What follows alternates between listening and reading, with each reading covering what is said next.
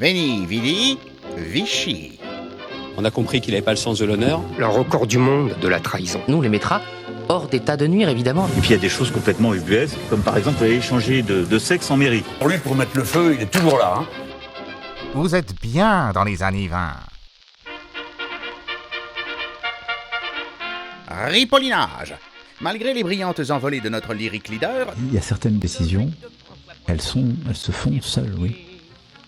Parce que c'est ainsi que seules elles peuvent se faire. Le bas peuple a fait la sourde oreille, plaçant les candidats du Rassemblement national en tête à l'issue du premier tour. Il est vrai que le parti de la baronne de Montretout a fait peau neuve depuis son changement de nom. Le vocable qui posait problème a été astucieusement refoulé à l'extrême gauche, entraînant de facto la bouc émissérisation de toute la coalition écolo-trotsko-socialo-idéaliste. Maniement des armes, hygiène dentaire, et j'ai comme dentiste un musulman. Respect de l'uniforme, discipline langagière. Monsieur Le Pen avait sa politique, Marine a pris un autre voile. Les spadassins du maxillo blanchissant Bardella ont désormais acquis la respectabilité qui sied à une campagne victorieuse. Une entreprise de dédiabolisation couronnée aujourd'hui par le plus avisé des dirigeants. Par la voix de son sinistre des Affaires étrangères, à toute ingérence électorale, le cyrillo-démocrate Poutine a déclaré sa flamme à la bardélisation du pays. Mauvais genre. Le parfaitement cintré Bardella comptait sur la servilité de la brigade de la flagornerie moutonnière pour vivifier sa campagne d'entre-deux tours. En affrontant le presbyto antisémite Mélenchon dans une joute radio-télévisée, il avait bon espoir d'agiter l'épouvantail de l'insoumission.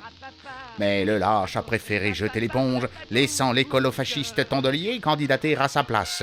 Comment une femme ose-t-elle prétendre à une controverse avec des hommes d'une telle stature? Fuck le capitalisme. Imagine-t-elle un instant nous imposer un débat sur les préoccupations insignifiantes du monde? La place d'une femme respectable n'est certainement pas sur un plateau. Das hier ist die Mauer vom Lager. Ja, das ist die Lagermauer. Also da haben wir auch noch Wein gepflanzt, damit das zuwächst, damit man es nicht mehr so sieht. Et la seule marine qui vaille ne vogue assurément pas sur une vague écolo-terroriste.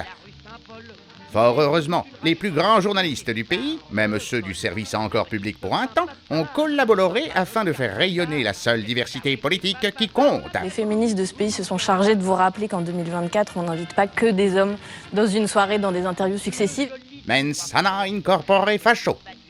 Pendant 2 jours, la horde gauchisante a tourmenté les fidèles de notre prophylactique président. Sur les plateaux de télévision, à la radio, sur les réseaux sociaux, parfois même jusque dans la rue, ils ont apostrophé les serviteurs les plus zélés du pays au cri de « Dépistez-vous ». Quelle honte! Comment osent-ils remettre en cause l'hygiène irréprochable de nos candidats? Moi, j'ai un vrai problème que je voulais partager avec vous. Depuis 2 mois, je pue de la chatte, c'est épouvantable. Ne savent-ils donc pas que le temps du Covid a révolu? Grâce à la clairvoyance des sinistres successifs de la santé des saintes officines, l'épidémie a été vaincue. Aujourd'hui, c'est un tout autre virus qui menace le pays. La responsabilité de ceux qui ont diabolisé la gauche est énorme. À bas bruit, la front populoïde aigu gangrène dangereusement certains membres de la société qui, pour préserver l'intégrité du corps électoral, devront bientôt être amputés. À moins qu'il ne faille les expulser par des voies moins naturelles.